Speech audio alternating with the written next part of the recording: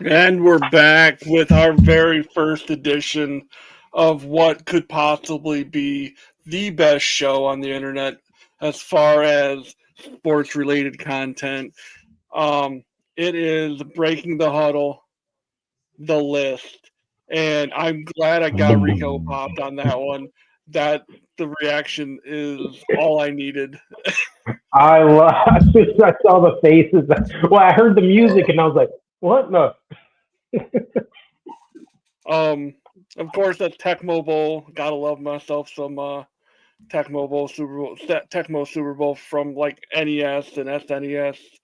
Um, that's the kind of show we're gonna have here, ladies and gentlemen. We're gonna have like retro. We're gonna talk about all things not that's not current sports. We're gonna talk about like this episode is dedicated to our all-time favorite Super Bowl moments, our top 10. We're gonna give our list. Each of us have 10.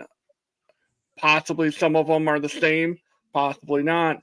We'll just have to go through these 10 and I figure got it a out. feeling. So how you guys doing tonight? Oh, Doing well, doing man. great, man. Doing great. Couldn't wait for tonight. Excited to be here Yeah. and see what you guys have. Kind of the same thing I have on my list. Maybe a couple, maybe none. We'll I find was out. uh I was pretty stoked when Matt pitched this show to me 2 weeks ago. I'm like, hell yeah, dude, let's go, let's do it. What's going on, Justin Summers? Thanks for popping in. Patriots for the win. I How you had doing? I have so much fun on Tuesdays doing a show like this with Reese talking about old wrestling programs and like top 10 lists for that. And that's why and I wanted to include you guys in the fun that I get to have every Tuesday. And it's been a long time coming. Rico and I haven't really done much as far as shows are together. And it's every time that we get together, it's a lot of fun. So I'm definitely looking forward to this and the shows going forward. Definitely, man. Need to do more. Need to do more. Absolutely. That's what you gotta So we're gonna start with 10 and work our way down to our number one. Um, we'll start with Rico. Rico, what's your number 10 favorite all time most memorable in your mind Super Bowl moments? All right, so this took a little bit of thinking here. It's not something to just sit there and be like, "Oh yeah, I'll pick this one." Um, as everybody knows, you kind of everybody's got different opinions, and so for my 10, I don't know if you guys remember the name that it was given the Philly special Yeah. back in 2018. Nick Foles here, and I just thought that sorry, apologize if I cough, man. I'm trying to get rid of this crap. Huge pop nose. I've been dealing with this for a minute, trying to get it out of my system. But anyways, when I ended up beating the Patriots stuff, I just thought that play right there, that made the top 10 for me. Just Okay. Okay.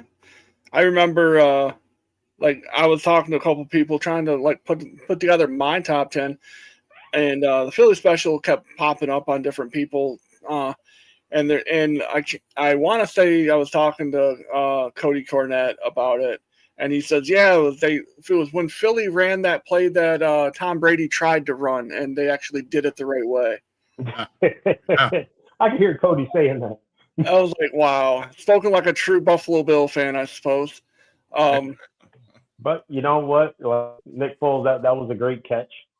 It's just one of those that was awesome. You didn't expect it, especially to happen in the Super Bowl. Yeah. yeah. True. So Scott, what do you got? And Well, remember, guys, these don't have to be in-game moments. We can have halftime performances like that kind of stuff. You can have pre-game interviews, post-game interviews, just moments that are centered around the Super Bowl. So my number 10, it was going to be lower in the list until I started reading my list. And there's no way I could put this at any higher than number 10. But it had to be somewhere because it was huge. It cost these two people a $550,000 fine. A lot of men probably liked it, but it's when Janet Jackson's nipple split, the Nipplegate. The nip split. The Nipplegate. Nipplegate with her and Justin Timberlake. I just read about it, again about it. I remember it happening. I did not realize it cost them $550,000 for that mistake. I mean, I'm sure Justin Timberlake had that in his wallet. I'm pretty sure, yeah. I mean, but yeah, that was my number 10. I had to put it in there because that was so memorable. But that's my only one not football related and game related. My number 10 is the start of a dynasty. As much as I hated the Patriots back in like when they were dominant, because they just it felt like they were crushing everybody in their path. It was the first one where Tom Brady, a Michigan guy, came out of the 6th round of the draft, took over a team from Drew Brees gets hurt, and as a rookie, he goes out and wins a Super Bowl. And just the moment of him putting his hands on his head and then like going like this, that's going to live in infamy of greatest like pictures in Super Bowl history. It is it was the birth of the GOAT, if you will. Love him or hate him, Tom Brady is the greatest quarterback to ever play the game. Like, that is not negotiable in my brain. It's not negotiable. Everything he's done from start to finish, he's excelled at. And so that's my number 1, is him winning his first, and it was a start of a dynasty. Yep. Oh man. So we might as well just jump into number 9. Can I go ahead and start with that one real quick? Yeah, go ahead. Number 9. Because it's what you picked for your number 10. That was my number 9. Honestly, like, you could have said it. That was the birth of the GOAT. I don't care what you say about Brady. I mean, you got to look at it, man. Look at his stats. Look at how he plays. Everybody his teammates who have played with him state the guy is like a machine. He doesn't quit. He's constantly learning. He's constantly studying. When everybody else is having fun, he's focusing. He's studying. He's trying to learn the game every single day. That's why he became one of the greats, actually the great, and that right there, that Super Bowl, that was the beginning. And I felt bad for Bledsoe getting hurt, but it birthed Brady. I mean, I know we use that word GOAT, and I get it. But I'm a type of guy that, because I'm going to name a few others later on that I have ranked up in the top 5. And I'm not saying Tom Brady's not up there, because he's in my several of my tops, and what he's done and what the Patriots have done. But I'm going to be talking about a couple other GOATs, in my opinion, from back in the 70s and 80s. Because if we agree, right, there's got to be a GOAT of every generation, in my opinion. I mean, but that's not my number 9. My number 9 was, I watched the highlights of this all over again, when Jacoby Jones, 108-yard kickoff return, to start the second half of the Ravens 49ers. I could not stand the 49ers. I hated the 49ers through and through. I couldn't stand Montana. All those dudes. Come on now. Come on now. To go into that, to have this Jacoby Jones, not only did he take a 108-yard kickoff return to the zone, he also caught a touchdown pass in the first half of that game. That, to me, deserves a number 9 in anybody's book, especially when you're taking out the 49ers. Number 9 for me comes from way back before I wasn't even born when this happened.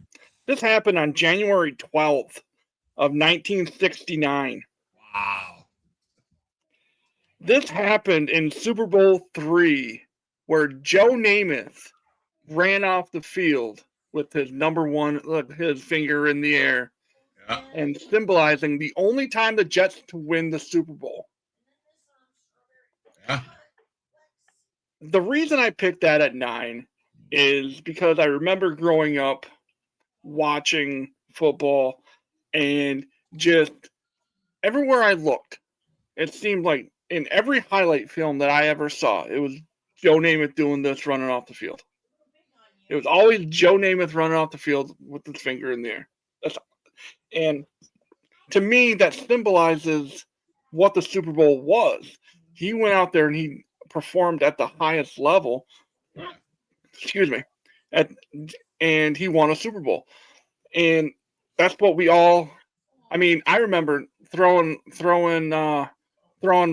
passes to my brother, to my cousins, and just walking off the field with my finger raised in the air, like, "Yeah, buddy," like on in the street at up in Indian River. It was Beach. Yeah. To the tree. Take a right. Oh yeah, it was a corner. Run the corner route.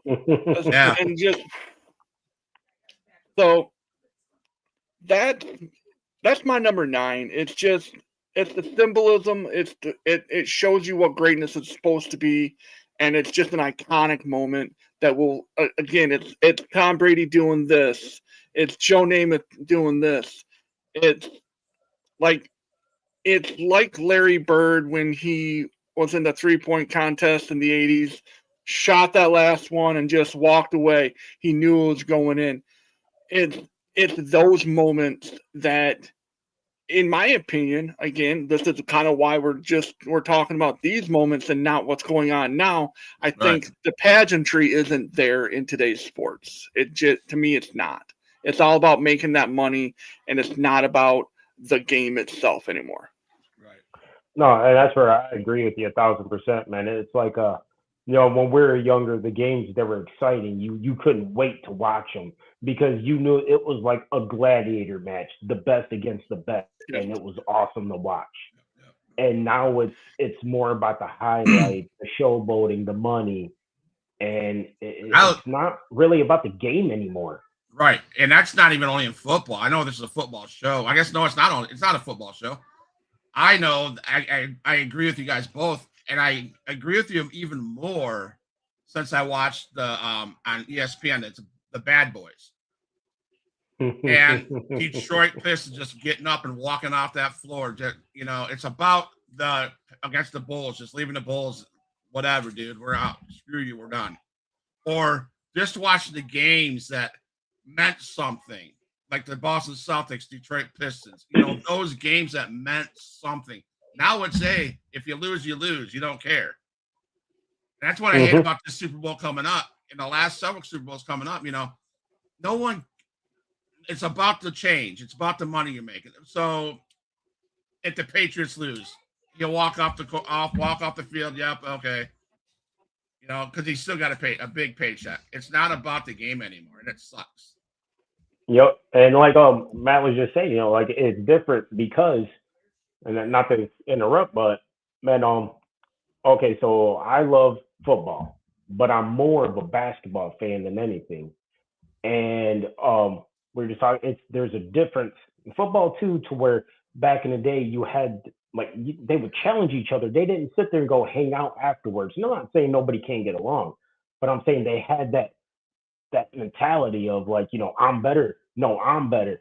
And just going at it to where nowadays it's just like, hey man, let's have a good game. Hey, let's play around. I think Kobe was probably the last one who said it in an All-Star game. He's like, no man, people lost their edge in the competitiveness. Nobody's competitive. Yes, this is an all-star game, but this is the best of the best. Why would you not want to put on a show for the millions of fans watching? They don't want to see you just joking around. They want to see this guy against this guy one-on-one. That's what they've been waiting to see. Everybody's lost that competitiveness. Absolutely. So, with that being said, Rico, what is your number 8? My number 8 would be Mr. Terry Bradshaw and his 4 touchdowns there. I think that highlights is one of the most definitely top 10 Super Bowl moments. And that was what in '79. Yeah. And he had 318 yards. I mean, that's been beaten, but at that time that was just amazing. And Bradshaw, he was a beast, man. He definitely had a great team to go with him, but Bradshaw himself was a great quarterback, and that for me that had to make it in the top 10. Okay. For me, I'll rebuttal that with my with my number 6. Just FYI. So my number 8 had to be the Tennessee Titans were so close to winning the game. Oh, the stretch. Yes. The 34 Super Bowl 34. All you had to do is go 2 yards, 2 stinking yards, and he was a yard short. That to me was badass defense by Mike Jones and the Rams. That was amazing. That to watch that, to get you on the edge of your seats. I don't care who you're rooting for. That was a banger of a play. And that's what made that Super Bowl memorable. No one, that's what we're talking about, right? Mm-hmm. That would be my Super Bowl 34 Rams defensive stand versus the Titans. I was so hoping that Tennessee was going to win that ball game. Yes. Yeah. I mean, honestly. That was Kevin Dyson. Dyson. Steve McNair threw that on a dime to Kevin Dyson. He did. And I thought, I was like, and then we were all rooting for the Tennessee Titans. Oh my God. Yep. So my number 8 is a very historical moment again. It happened in Super Bowl 22. Doug Williams becomes the first black quarterback to win a Super Bowl. He was the first starting quarterback that was African American, and he won the Super Bowl. That's always been a statistic that has stood out to me. It's at the time, it's quite impressive because in stereotypes, not my brain, but how the society viewed quarterbacks is you had to be that 6'4" white dude with just an absolute cannon for an arm. Like that was what a quarterback was. And along comes Doug Williams and said, nah, fam, I got you. Mm-hmm. This is how we roll. This is what we do. It doesn't matter the skin color. It matters how good you are. Right. And Doug Williams freaking balled out. The Washington at the time, the Redskins beat the Broncos 42-10 in that Super Bowl. That was an ass whooping. It wasn't even a good Super Bowl. It was just the moment that, like I said, it was the moment that he created. He etched his name in immortality and became the first ever player to do what he did. And that comes in at number 8 for me. Good 8. What's up, 7, bro? Number 7. Who wants to go this time? Oh, I'll go next. Actually, this is kind of piggybacking. I believe it was off of your 10 or 9. There, Scott, was Jacoby Jones. Yeah. Because I have it for 2 reasons. One, for him returning it, but 2, it was the blessing he got from Ray Lewis right before he returned it.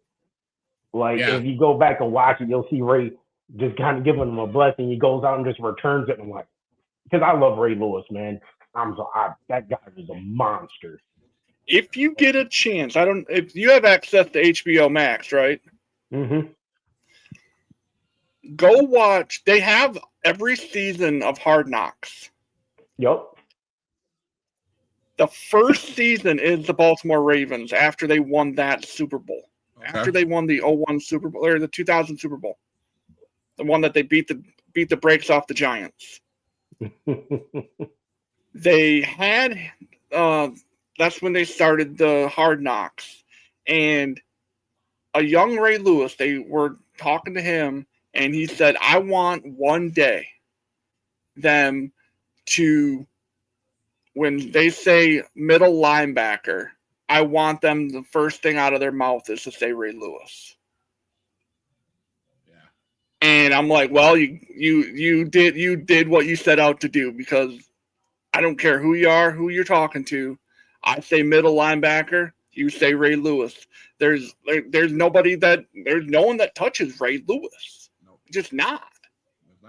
No, sorry. I don't care what you got to say to me. Nope. The next person in line, in my opinion, is and he played an outside linebacker, and that's Lawrence Taylor. Those are the only two that if I'm a quarterback and I see Lawrence Taylor or Ray Lewis, I'm sorry, coach. Guess what I'm doing? I'm snapping the ball and kneeling. Sorry. I'm not standing up in that pocket. Are you serious? Yeah, you guys better be ready for a quick pass. Yeah. Shoot. But no, I just thought that was a special moment right there, Ray and Jacoby. Yeah. Well, So my number seven is, Matt knows how much. I'm a Michigan fan. I love Tom Brady as a Michigan Wolverine. I do. I could not stand until this year the Patriots. I laughed at the Patriots the last couple of years because they looked so stupid. I couldn't stand the Patriots the years before that because they were so good. And this is, I say this all the time to people that I watch football with, if you give Brett Favre a minute, you're done. If you give Mahomes 40 seconds, screw you, you're done. You're done. I hate the Chiefs, but I'll give that guy props. You're done. He's good. He's good. He's still young. You give Tom Brady the football, 12 seconds on the clock, you're screwed. Because back then he had Edelman, he had Gronk, a hell of an arm, the boy could play. So you're down 28-3 against the Falcons. And Brady comes back and scores 31 unanswered points. 28-6, or was it 28-8? 28-3. Yep. And you end up beating them 34-28. It was a comeback. I even called you and be like, game over. Why are we watching the second half? And I could not stand that team. But now I understand it. Why is Detroit so good now? Well, because they got a tight end. They got a wide receiver. Why is KC still good? They got a tight end. They got a wide receiver. What made that team so good that came back that fast to beat the team? It was all Gronk and all Edelman, and it was Brady. That's all he had to do. Shit. I remember Edelman, he's like 5'2", 120 pounds soaking wet. But that guy was a baller. And that's why I say, like, people, you got to, like, Edelman and Gronk, great. But, man, without Brady, like, Brady's so smart. Smart. He's like he's like the Bobby Fischer of football. He's seeing plays, he's seeing players before it even goes on, and he's like, okay, I got to go here. There was no previous overcome that big of that. I mean, it was a 10-point deficit, but there was nothing like that until that game. And that, I bet that had to start his GOAT, if you will, status, like Matt was saying. I can't say he's not, but I will say he's probably I hate just a GOAT. There's got to be more, because growing up, I had my GOATs. Yeah, everybody's got their own, and like you said, that really helped establish him. Yes. It really did. I think that was just like but I think the one that really put him over the top, not talking about Super Bowl, sorry, I'm going off of Brady here, is when he went to the Buccaneers. Because here's a guy who's like, he's going to another team. They're not going to do nothing. Proved everybody wrong. Won a championship. He solidified him as a jackass when he started throwing the Super Bowl trophy across the river. So no respect for that guy. Number 7 for me is Super Bowl 10. Lynn Swann's catches. Lynn Swann, the smoothest brother in the room.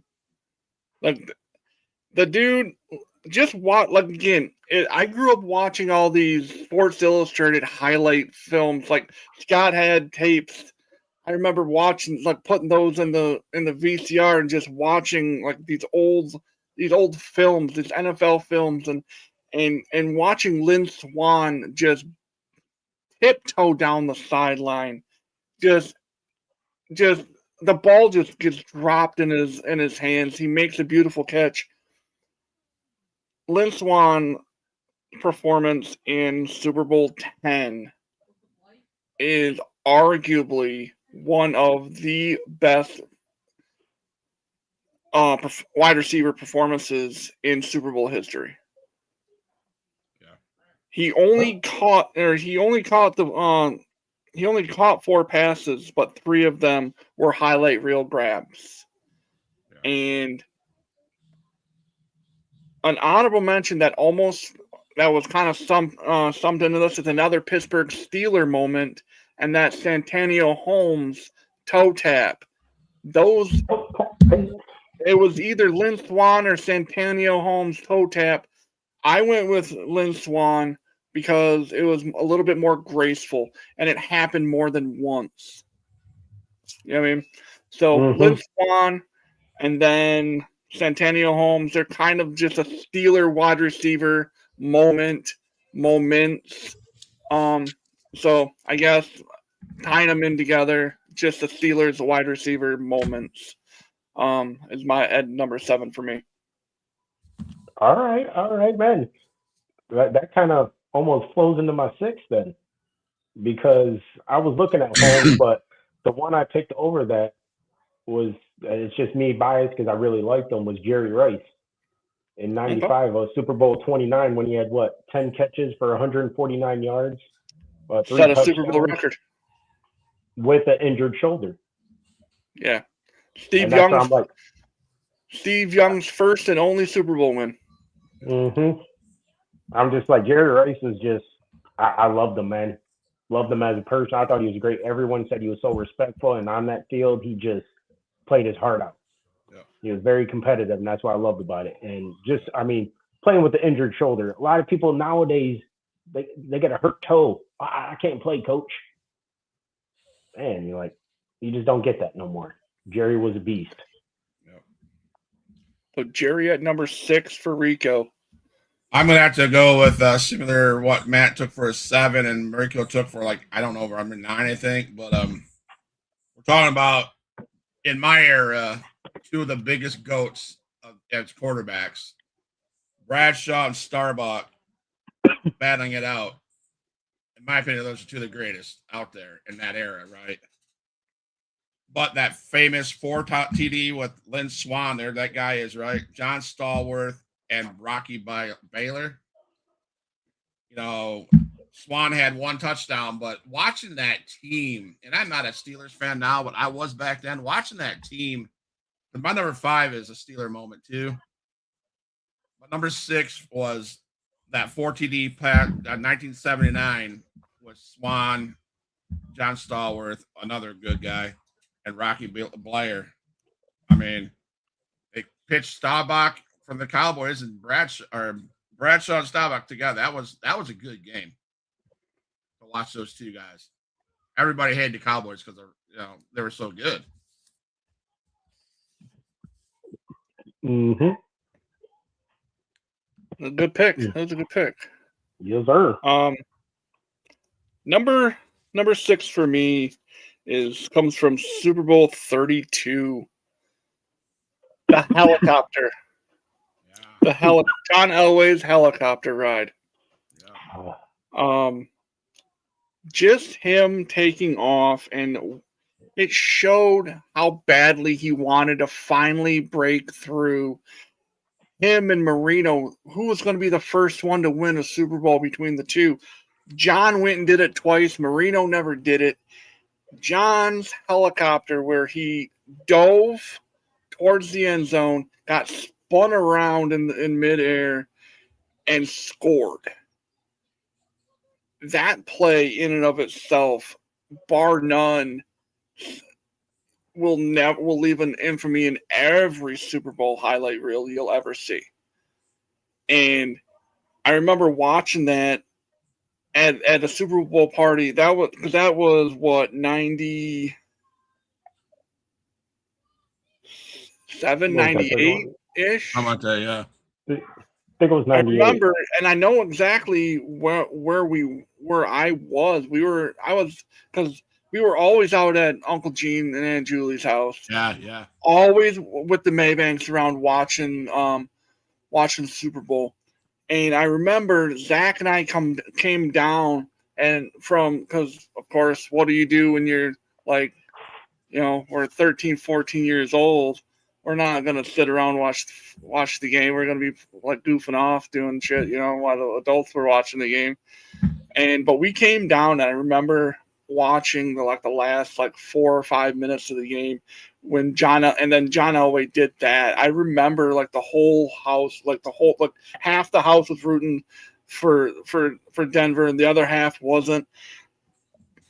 And it was just a magical moment. And it was the helicopter. That's all I can say is the helicopter. And those of you who are watching this back and you don't know what it is, go ahead and pause this video right now and go and watch the Super Bowl 32 John Elway helicopter, and you will see how cool of a play it really was. But yeah, that's my number 6 is the helicopter, because again, it just brings back a lot of core memories for me. And it's just a tremendous play again. That's number 6. It showed heart. That once again, a player who showed heart and competitiveness. It was freaking great, man. He was built different. John Elway was built different. All those guys back then were just built different. Give me a second. Yeah, I want to show up Matt Stock. Yeah, I don't know if we might get flagged, but I want everyone to legitimately see this. NFL Films gets all the credit for this if we can get this up, and just kind of just trying to cover every base we can. But this is one of, if not one of, it's one of the greatest ever. Boom. That's the one, right? That was just, and he got up and he's just pumped. Oh, it happened in the third quarter. I'm sorry. I thought it was in the fourth quarter. He takes off and he's all like, I'm going to get that first down. Hell yeah.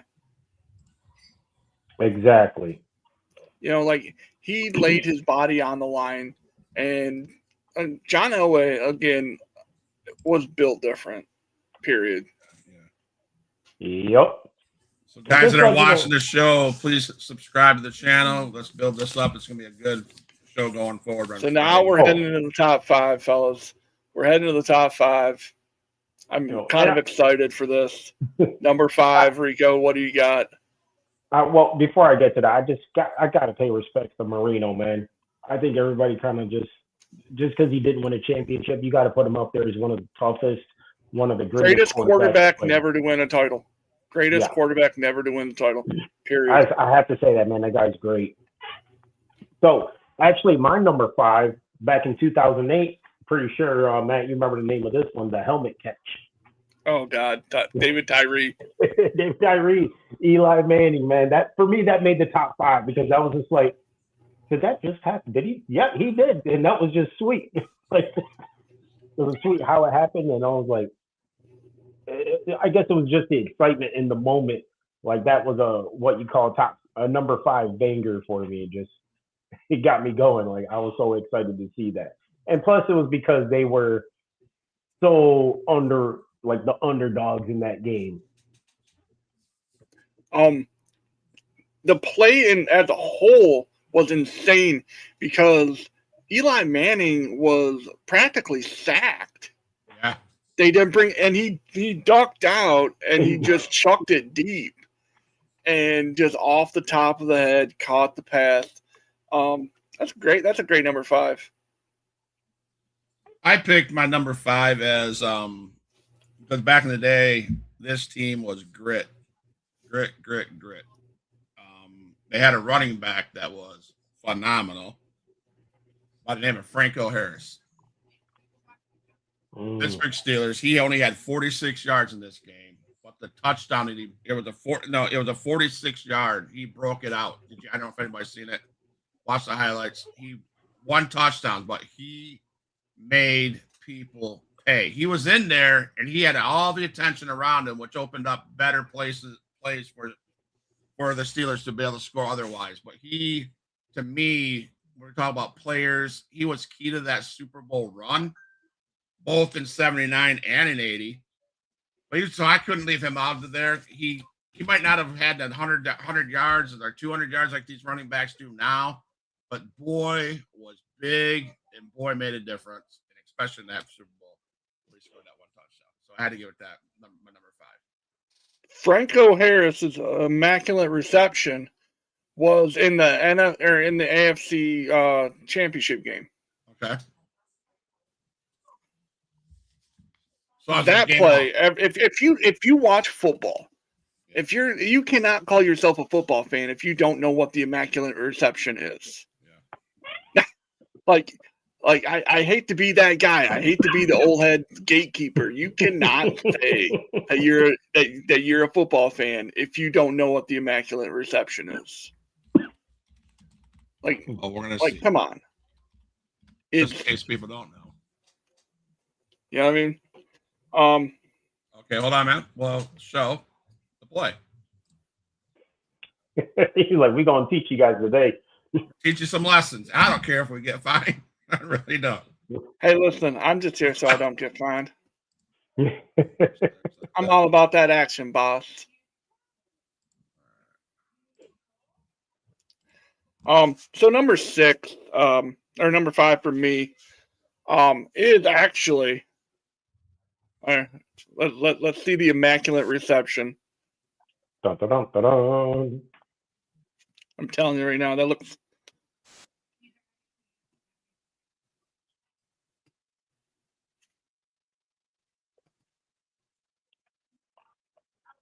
Oh. Pass is broken up by Tatum. Tipped off. Franco Harris has it. And he's over. What? Franco Harris. Grab the ball on the deflection. Let's see that again. Bradshaw trying to get away. And his pass is broken up by Tatum. Franco Harris has it. And he's over. What? Franco Harris. Like, did they get credit for an assist for that? Again, guys. What? That was the AFC Championship game from like 1976, 77, something like that. I wasn't even born yet, but I know all about that game. I know that's the game. That's the play that won them the game, and they went to the Super Bowl. My number 5 happened before a game. It happened in the press conference before one of the greatest performances by running backs in Super Bowl history. Marshawn Lynch goes beast mode. Yep. He sat for 20 minutes with his shades on, his beast mode hat up, and said 5 words repeatedly. I'm here so I don't get fined. I'm just here so I don't get fined. I'm about that action, boss. 20 minutes of him saying that.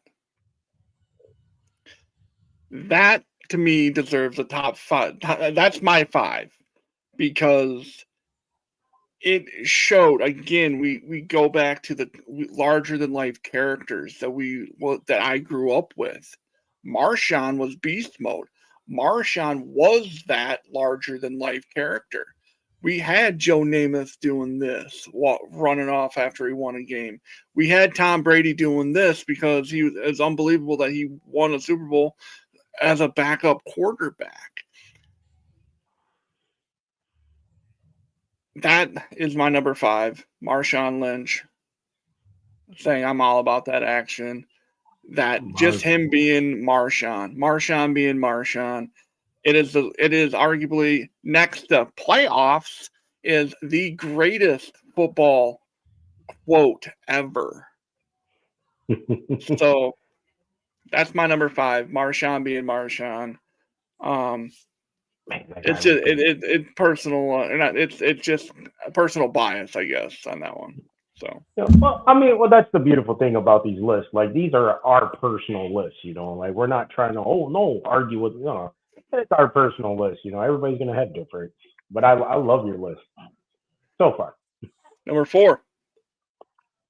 Oh man, number 4, I go with my boy Neon Dion in '95. That interception in the end zone in that fourth quarter. I don't care, man. Like, I know Dion can be a little cocky, but man, was that guy good. Man, was that guy good. If you guys can find, I can't find it. It wasn't a Super Bowl. It was a regular game, but my man, it was when he played for the Cowboys. He got on a knee and went like this. And when they kicked the ball to him, he ran it for a touchdown. I was like, geez, beef, but that. Yeah. Dude was decorated beyond belief, bro. I believe he's the one that started swag, in my opinion, in football. I mean, I remember having the headband around his neck and the armbands and the high stepping. Dude was it. I mean, that guy was a baller. What was that, Super Bowl 29, I believe it was, 95? He he showed out. He showed out, helped the 49ers, man. Him and Rice. Like, 2 guys, right? But Neon Dion is always going to be in my top 5. Number 4, huh? All right, Scotty, what do you got at 4? So, is your Marshawn Lynch in the Super Bowl when he played the New England Patriots? No, mine was okay. When they beat the brakes off of Denver. Okay. So in 2015, the Seahawks played the Patriots, and I love this because we're going into Super Bowl Sunday with the Seahawks and the Patriots. I was so pissed at this game. I was so freaking mad. I remember where I was. I was in a gym. And I'm like, okay, all the Seahawks have to do is score a damn touchdown. You have the ball at the 1-yard line.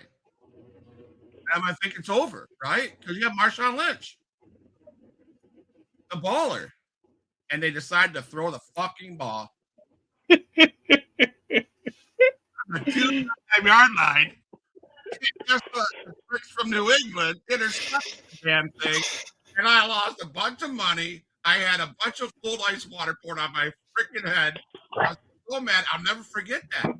And I sat there. I came home. My wife goes, "What's wrong?" I said, all they had to do is run the ball. Yep. You have arguably the best running back of that era. Mm-hmm. You don't get fined, right? And what do? You call a pass play? Are you kidding me? Yeah. Oh. I was so mad. That I was angered like, the crap out of me. I was like, oh my God, somebody's finally going to beat those pricks from New England. Nope. They lost. So that was most memorable. That's my number 4. I was so mad about that game. Madder than hell. my number 4 goes from one goal line interception to another. Arizona Cardinals. They're down 10-7. They're driving. They're going to score one. They're going to punch one in on the Steelers. James Harrison picks them off at the goal line, takes it 100 yards back to the house to give them a 17-7 lead going into halftime. And that's the game that Santonio Holmes toe tapped and got in for the game winner was the Holmes toe tap. But James Harrison picking that off at the goal line and taking it back to the house. It's just a moment that lived. That's gonna again. It's a moment in my brain that I'll never forget. I can tell you right now that that was the first Super Bowl that Jennifer and I had at our own apartment. Like when we just we just bought a TV specifically for the Super Bowl, like for the sporting events. Like we got this big TV. We're also, and at the time, there's 3 teams that I've always followed and always loved. Obviously, the Lions. I've loved the Kansas City Chiefs since like Christian Okoye, Derek Thomas, all those guys, and at the time, I'm still, I like the Steelers still. Like I just grew up watching them. Like it was Lions that always played at 1:00, and then it either went to the Steelers or the Kansas City games. Yep. So that's just who I grew up watching, and I just adopted them as my 2A and 2B. Yeah. So I was a Steelers fan. So I was like, hey, my brother, he's a Colts fan by default because he spent time there. We will get into this moment later on down the road. We don't have to dive into it today. But there's a moment in playoff history that he still is a little chapped about, but it's fine. It's fine. You can't win them all. I mean, I'm a Lions fan, and I know that. So my number 4 is James Harrison, pick 6 from the goal line. And like I said, just an amazing moment and will forever live as one of the greatest moments in Super Bowl history. And if anybody didn't know, all 3 of us are Lions fans. We're all Lions fans. Detroit. So. But yeah, like you said, I mean, I had other teams too. Like I'm of course Lions, but at the time, like growing up, I really, really loved Reggie White, and I hate saying that out loud because it's a Packer player, but man, I love. He played for the Eagles. He played for the Eagles. That's fine. Yeah, but it was when he was with the Packers. It was like just oh man, that guy was such a monster. And then for a while there, my favorite running back was Terrell Davis. One was with the Broncos. I mean, if Barry Sanders ran behind that Denver offensive line, he would have had 1,000,000 yards. Yeah. Yeah. Big difference when you have a good O-line. So we're now in number 3. Where do you go with number 3? I'll go with 3 because it's real quick and that Rico can go because my 3 was your 4, Matt. You can't take anything back away from that pick 6. That highlight alone, dude, had so much speed and so much blocking. Oh, hell, a semi truck would have got touched. That guy had a hole that was crazy big, and he was gone from the beginning. If you didn't think he was going to score when he took off, that boy is fast.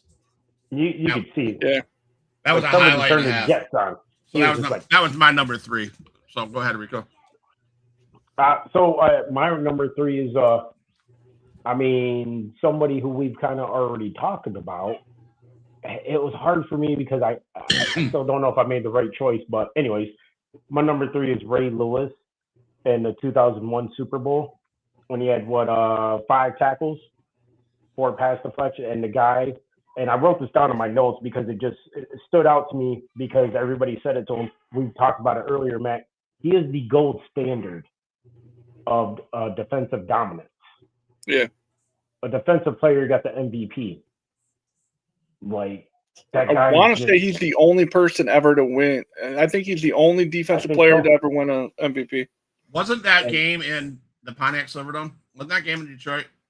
Wasn't there was a Super Bowl there? I thought was that was Pittsburgh and Seattle was that Ford Field. Okay.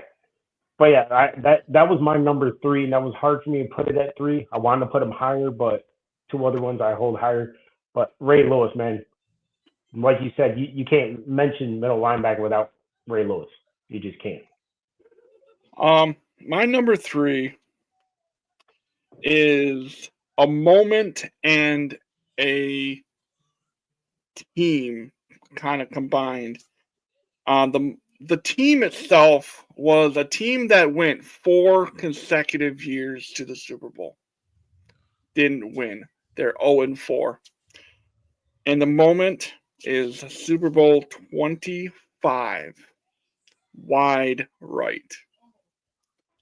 Of course, I'm talking about the Buffalo Bills. Buffalo Bills have broken, like everyone who ever rooted for them had broken their heart in some fashion. And they continue to do it to this day because, again, it's going to sound like I'm taking a shot at the Buffalo Bills, and I'm not. Until Josh Allen, and again, I don't want to get on too much of a tangent, but until Josh Allen can decide that he's going to be a killer and put teams away and be that guy, be the MVP, be the MVP of the league, and be the best player on the field whenever he touches it, until that happens, he's not going to win. He's not going to win a Super Bowl until he can figure out how to turn on that killer. And that's sad because he is the second best quarterback in the league right now. Patrick Mahomes is 1 until someone can knock him off without him being injured. He's still number 1. Number 2, a very close second, is Josh Allen. Until Josh can get over that hump, he's always going to be 2. I compare Josh Allen to Peyton Manning. I really do. Because Peyton Manning had Tom. Tom kicked the shit out of him every year. Peyton couldn't get over the Patriots hump. The Bills, they're the same thing. They can't get over that Chiefs hump. They can't get out of the AFC West. It's just something they can't do. So with that being said, the Bills going to 4 consecutive and the wide right will live in infamy in Super Bowl lore. No one has ever gone back losses in the Super Bowl, let alone 4 in a row. Let's break it down one last little bit here. The Bills lost to the Redskins, the Giants, and the Cowboys twice. They ran into the NFC East buzzsaw. That's what they ran into. Mm-hmm. But wide That's right. A good one, man. But wide right. Number 2. Dang, that was a good one, man. Can I just throw number 2? I had 2 of them. I'll make it quick. I just couldn't pick who. So the first one is, we've already talked about it. Scott, you brought it up, was the Patriots comeback. Against Falcons. I just felt like that was so high up there that it's never been done, and the way it happened, it just freaking just showed the greatness of not just Brady, but as the Patriots team all in itself. Then the second portion was the Giants in Super Bowl 2008. they were such underdogs. Nobody expected them to win, and you had a perfect season with the Patriots. Everybody gunned them to win. And how many times was Brady hustled almost? He sacked a couple times, and he did. Strahan and that freaking defensive line, they had his number the whole game. They made that boy hustle for everything he had. And that's why I really put them at number 2, because that they showed their heart. Yeah. They actually came as the underdogs and show heart, and you can win. Okay. I had to give number 2 to back in the day when I was I'm gonna probably, let me see, 14, I suppose. I remember watching football with mom and dad. I think Detroit got into the playoffs, and they ran up against the Washington Redskins, I believe. That was 1992. Okay, so this. All right. So, anyways, I remember watching this Washington Redskins team, and I remember this running back, Riggins, John Riggins, number 44, I believe. And Super Bowl 18, 1983, it was 4th and 1, and he broke out a 43-yard touchdown to win the game, to steal the game. To me, that boy, dude, no one could stop Mr. John Riggins, man. That guy was a monster, and that Washington Redskins team was amazing that year. But I remember that game, and it was like 4th and 1. I'm like, oh, you have, but he said, no, I'm going to go 4th and 43. I'm going to go all the way. And that was, to me, one of the highlights that I remember watching as a kid growing up. 43-yard run, and that was against the Dolphins, I believe. Yeah, it's Dolphins, yeah. The team that didn't win. Good too. My number 2, and again, it's my number 2 is, we've already talked about it. It's the dumbest thing to ever happen in a Super Bowl. It is no beast mode. It is the worst call in Super Bowl history. Absolutely.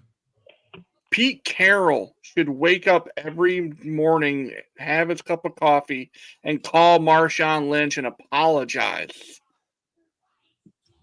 for not giving him the ball. That was dumb. I was so mad. It's the worst. It's honestly the worst play call in sports history. How do you mess that up? So maybe Pete was just thinking like, okay, everybody's gunning for Marshawn. Let's throw a pass. No, dude, no. You're on the freaking 2-yard line. Are you fucking serious? No. Oh, I mean, it would be like saying, all right, we have Mariano Rivera in the bullpen. Let's warm up. Let's let Derek Jeter throw a pass or throw this last inning. Let Mark Teixeira throw the last inning of the World Series Game 7, and when we're up by 1 run, that doesn't work. You give the fucking ball to Marshawn. Come on, let's not be stupid. But that's my number 2. It's the dumbest play in Super Bowl history. We will sit here. I promise you, we will have the same conversation 10 years from now, and we will still bring that play up. It will still be in everyone's top 5, and that's just how it is. It is the worst play in Super Bowl history. Period. Yep. Number 1. What's your number 1, Rico? All right. Well, my number 1 is I'm going with my boy Reggie White. And 97. Was it Super Bowl 31? At the time, he set the record for the most sacks in the Super Bowl. And when I just say he showed greatness, he showed greatness. Like, he showed you hunger. He wanted that. When I say hunger, it's like he wanted that championship so bad, and he didn't matter if the other teammates were helping or not. He was doing it on his own. But that guy showed everything throughout that whole game. I didn't see a play where he just sat back and was kind of like barely. No, he was hustling the whole game. And like I said, I've always had him high. This is my pick. I've always held him high. That's my number one because Reggie White was one of the greats and showed it. Well, Okay, number one. I had to go with number one. But when Matt called me up 2 weeks ago. Oh, shit. And he said, we're going to do, what do you think about this setup? And I said, okay. He asked about Rico being a part of the show. I said, yeah, that's cool. Let's make it a night show. Matt said, yeah, let's do it. Then he goes, here's my idea of the first show. Top Super Bowl hits or top Super Bowls moments important to me. I hung up the phone and I was like, the first thing that came to my mind was McMahon, Peyton, Walter Payton, Dick, whatever his name is, coach, Refrigerator Perry. Super Bowl Shuffle. Tell me if you're back in that era, you didn't follow the commercials, you didn't sing the song, you didn't love the video. Come on, if you tell me you didn't like that video, I gotta come up through that screen and slap you because we all like that video. We all sang that song. And the Super Bowl moment, Matt was telling me, I didn't realize this until Matt told me this. The Super Bowl moment wasn't Walter Payton scoring a touchdown because he didn't score that game. Refrigerator Perry on a 1-yard plunge into the end zone. Not only did he score a touchdown, he had a hell of a game on defense. Yeah, Fridge had the only rushing touchdown of that game. Walter Payton didn't cross that goal line. No. And that Chicago Bears team was one of the best of all time. They immersed themselves in the society with everything about that team. If we had social media, that would have blew up. Mm-hmm. But oh my God. That to me, if I look back as a football fan, that to me was number one. If it's the first thing in my memory, that has to be my number one pick. Because that was to me like Hogan coming down at Daytona Beach and dropping a leg onto Macho Man Randy Savage. I'll never forget that. I'll never forget Refrigerator Perry scoring that touchdown. And with the weeks before that, we had the Bears in rock and roll outfits, and they were singing their song. Coach Ditka with the vest, with the Bears vest. You can still see it on Saturday Night Live. The Bears. The Bears. The Bears. Come on, you know what I'm saying, right? The Bears. That's the reason why that is my number one Super Bowl moment. Well, I'm going to read off some stats for number one. Most punt returns in a game, 6. Most kickoff returns for touchdowns in a game, 1. Most combined yardage gained, 244. Most punt return yards gained in a game, 90. Highest kickoff return average career. That's minimal for. He had 38.5. That's 4. He caught 4 and returned them for 154 yards. Longest kickoff return, 99 yards. Longest scoring play, that 99-yard field goal. Those are all Super Bowl records. And this person became the first and only person to win the Super Bowl MVP as a special teams player. It kills me because he is a Green Bay Packer, but he is also one of us. He is also a Michigan Wolverine, Desmond Howard. Desmond Howard did that in Super Bowl 31. Set multiple. He set multiple Super Bowl records. He is arguably he's just a legend. He goes from striking the Heisman pose against Notre Dame to winning a Super Bowl for Green Bay. You say what you want about Brett Favre and everything, but if Desmond doesn't do what he did in that game, we could be looking at a different New England Patriots team right now. We could be looking completely different. Yeah. The Packers won 35-21. It wasn't a blowout. It was a hell of a game. But Desmond Howard, being the only special teams player to ever win an MVP award at a Super Bowl, is my number one. Good choice. Love that, man. Oh, Howard. So, and I just want to throw out like my number one is a defensive player. Maybe you guys have heard the saying. I've heard it for years since I was a kid, man. Offense wins you the glory, but defense wins you the game. Yep. And they had something similar to that posted on our locker room wall. It's offense wins you games, defense wins you championships. Yeah. Mm-hmm.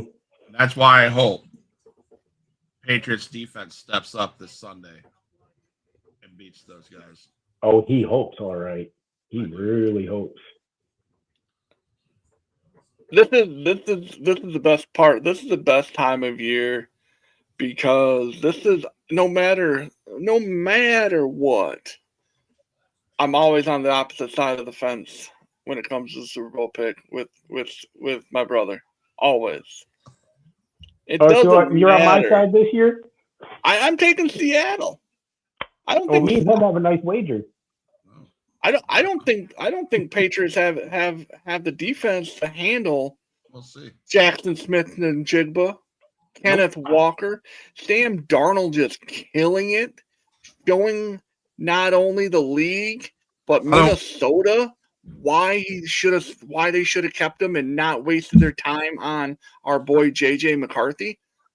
McCarthy, sorry, bro, you're not him. You're a lifelong backup.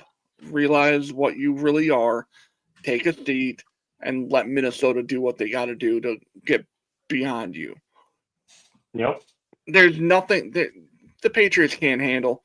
The Patriots can't handle this high octane offense from Seattle. They just can't. That's what I'm saying. Let me see. Back to Super Bowl in 2015. We're at the same scenario. We have the Seahawks with the high octane offense. I agree. Back then they had Marshawn Lynch. Back then they couldn't get past the 2-yard line. Interception, game over. That's what's going to happen. I'm calling it right now. New England Patriots. The big difference is they don't have Pete Carroll as their head coach no more. I was just about to say that. Just saying. Listen. Well, if the Patriots defense does not have an answer for Walker, they're done. Even if they do have an answer, they're still done. They can't stop the Seahawks. That tight end's nasty too. Yeah. Yeah, so I just again it goes back to the tight end scenario. I love okay, the kids call him Drake May, whatever. I don't understand it, but whatever. Drake May is a stud without question. He is the future of that team. He will win a Super Bowl. It just won't be this year. Nope. I'm just And letting you guys you're know. gonna see your brother in some wonderful colors. Wonderful colors. When did that change? Oh no, sorry, it is the mug. It is the mug. Sorry. So what's this wager? Now So you got me. after the Seahawks lose, you're gonna see Rico drinking out of a Chicago Bulls cup the rest of this podcast until the NBA finals are over. You're not a Bulls fan? I hate them. Oh no. See, I'm a Detroit fan, diehard Detroit fan. Now the only time I did go for the Bulls is when Jordan played and with Derrick Rose. Okay. But I just can't stand them. Like I really can't understand. Like I'm a Detroit fan. So, but when the Seahawks win, like they're going to, your brother's going to be sporting a nice Ohio State mug over there. Oh God, why'd you do that, Scott? That's Why? how much confidence I have. Why? So Why? let me put it to you this way. Let me put it to you this way, guys. The Seahawks barely escaped Stafford and the Rams. Yeah, the MVP of the league. Barely got past him. You guys, the Patriots barely got past the backup quarterback that hasn't played in 2.5 years. Patriots defense will destroy the Seahawks. Yeah. So I got your cup on standby. All I got to do is hit order. Okay, fine. You guys might as well delete your code. And now, Rico, why would you waste your money, your hard-earned money, on that trash? Like that. The fact he has to drink it Watch just right makes here. it better. Where would you rank Drake May for quarterbacks in the league? He's up there. He's currently good. I'm not dogging him at all. He's good. He's up there. But like Matt said, this isn't his year. It's just not. Currently, like if everyone's healthy, bandwagon jumpers. I'm just saying, like, the Patriots barely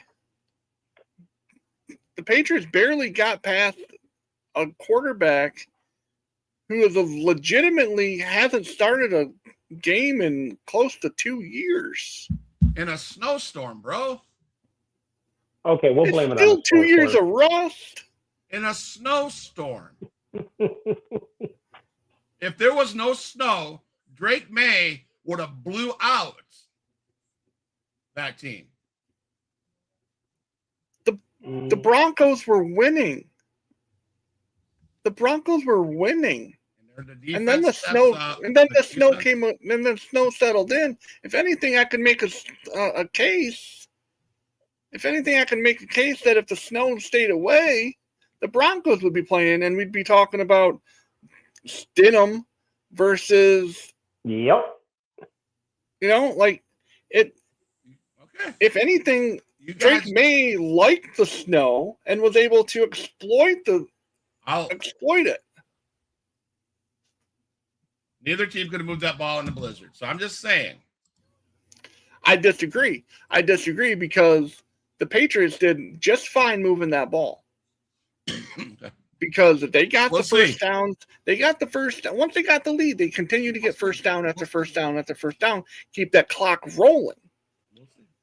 See, this is where the delusional Patriots fans start coming out of the woodwork.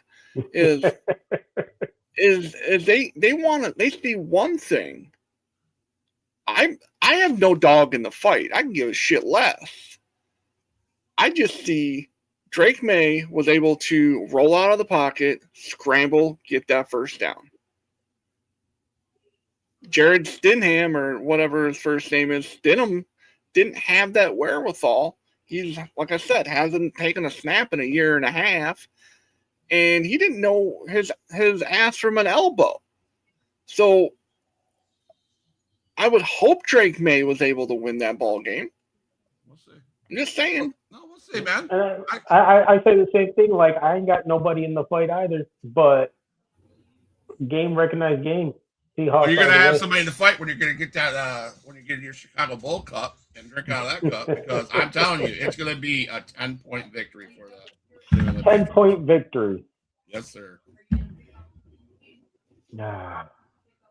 And I'm not going to say that when Seattle gets the ball with 2 minutes left, they're going to come down and try to score.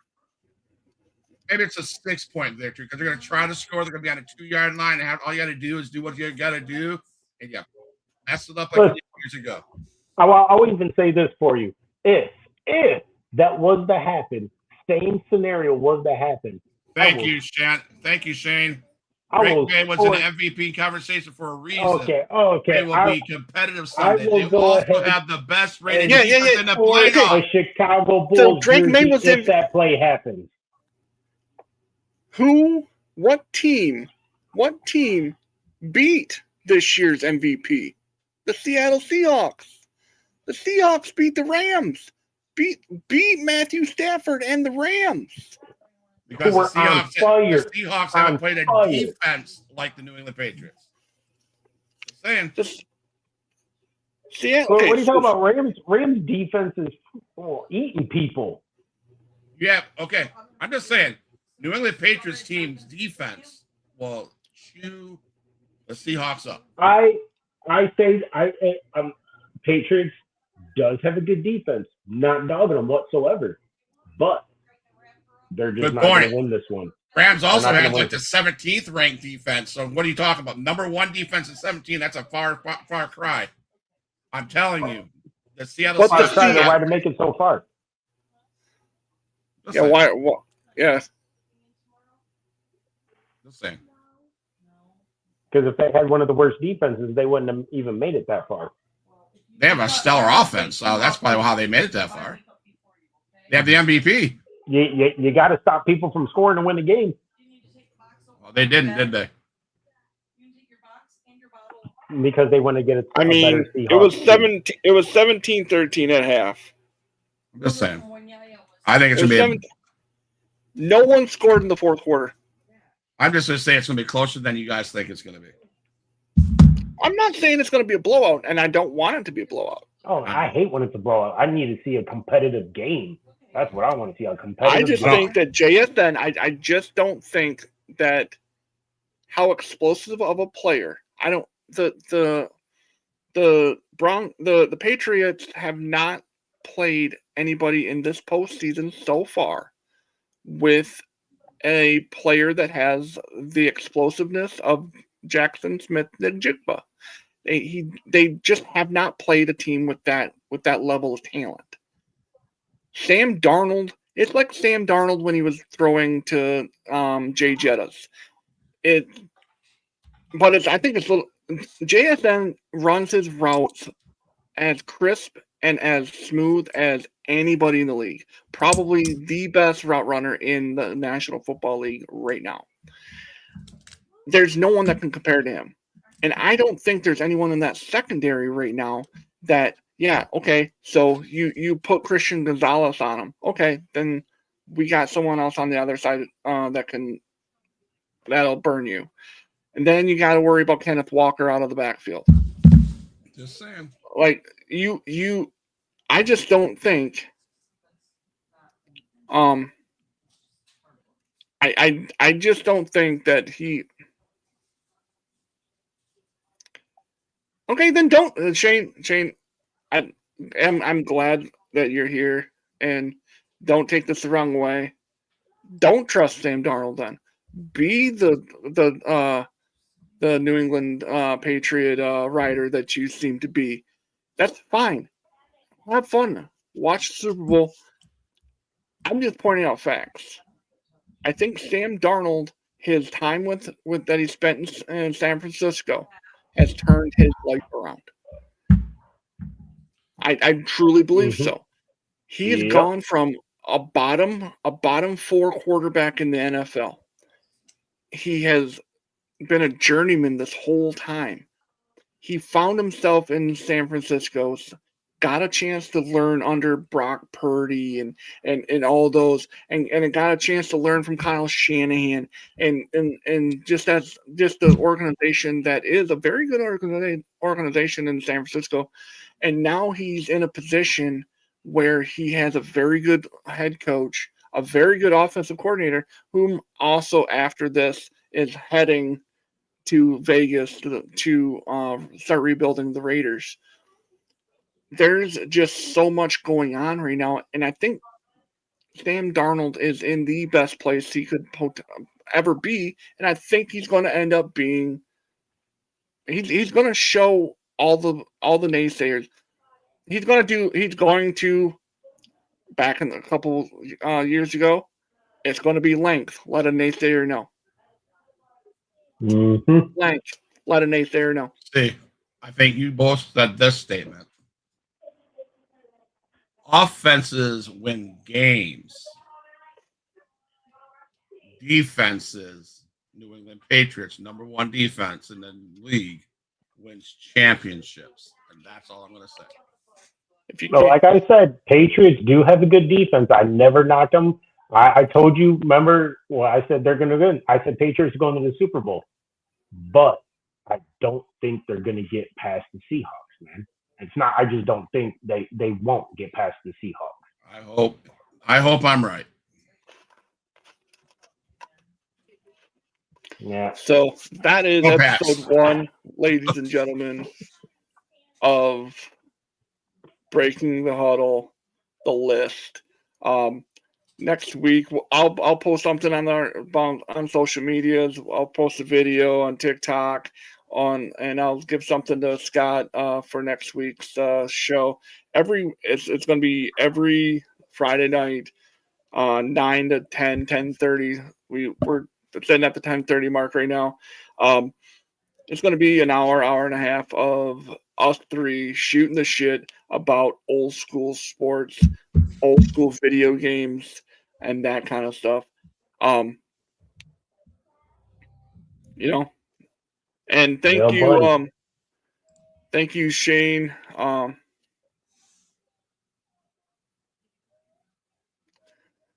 Okay. Yeah, like I said, Mayo's good. Nobody's dogging him. Nobody's dogging him. Come back next week. Maybe we'll have that discussion after the Seahawks are hoisting the Lombardi Trophy. But thank you, Shane, for appreciate the conversations, man. And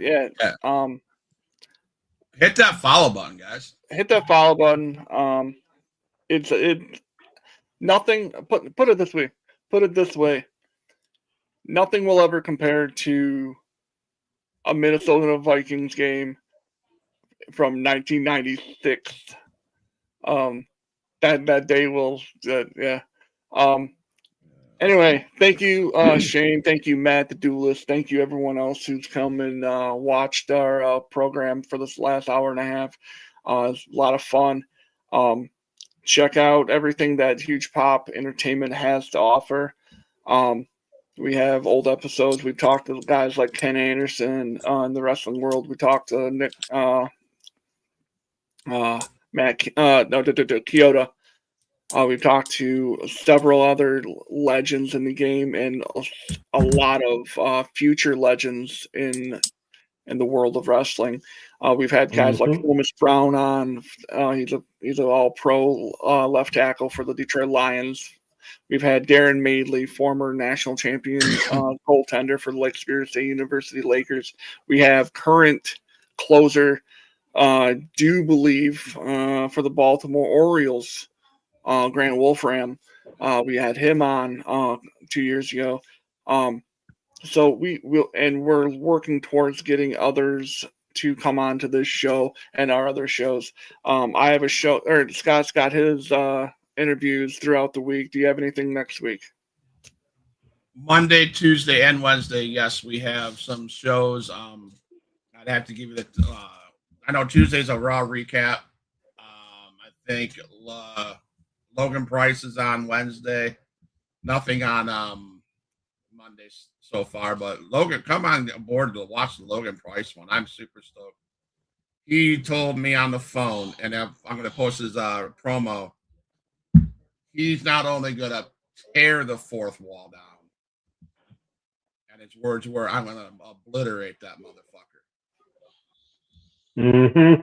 There are people like you, Matt Cardona, that might want to pay attention to Wednesday's show. Yeah, I love how you just did it.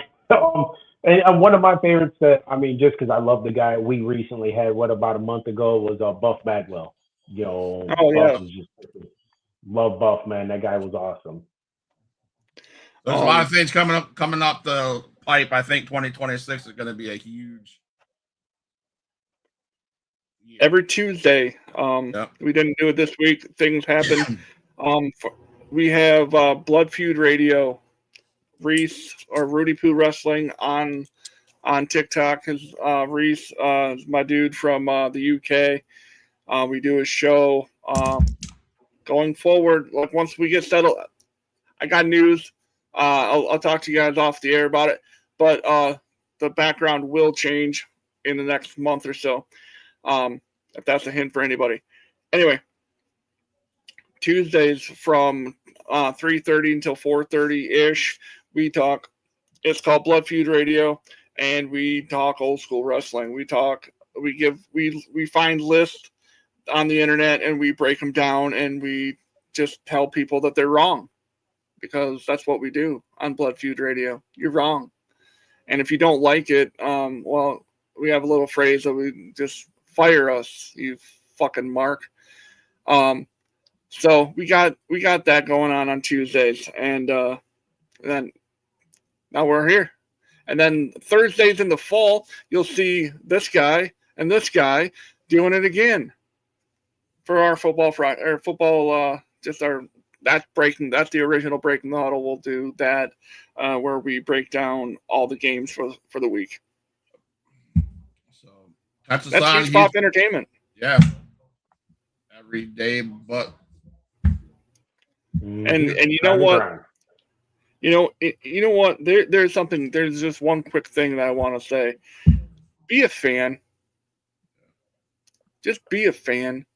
And I'm going to try to leave it at that and not go into all the gory details, but be a fan and remember who you are.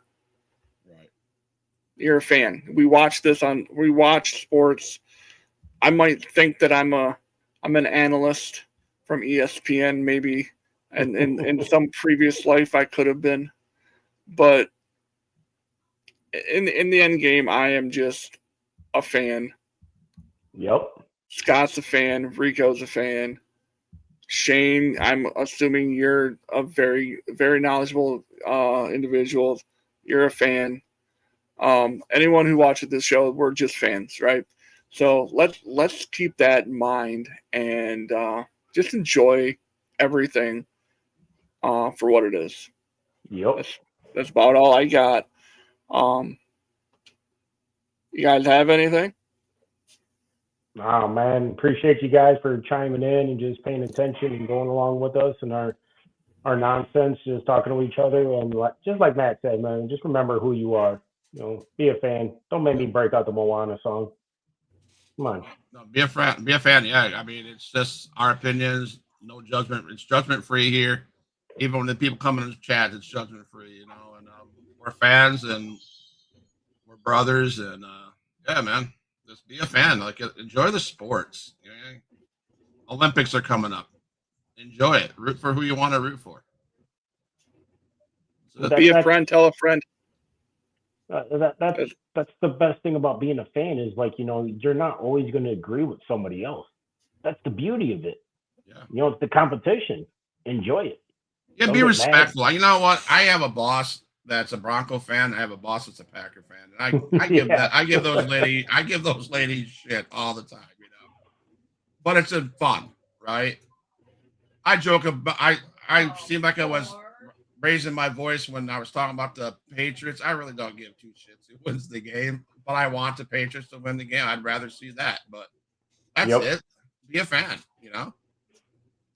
So we'll see you guys next time, and just enjoy yourself. See ya.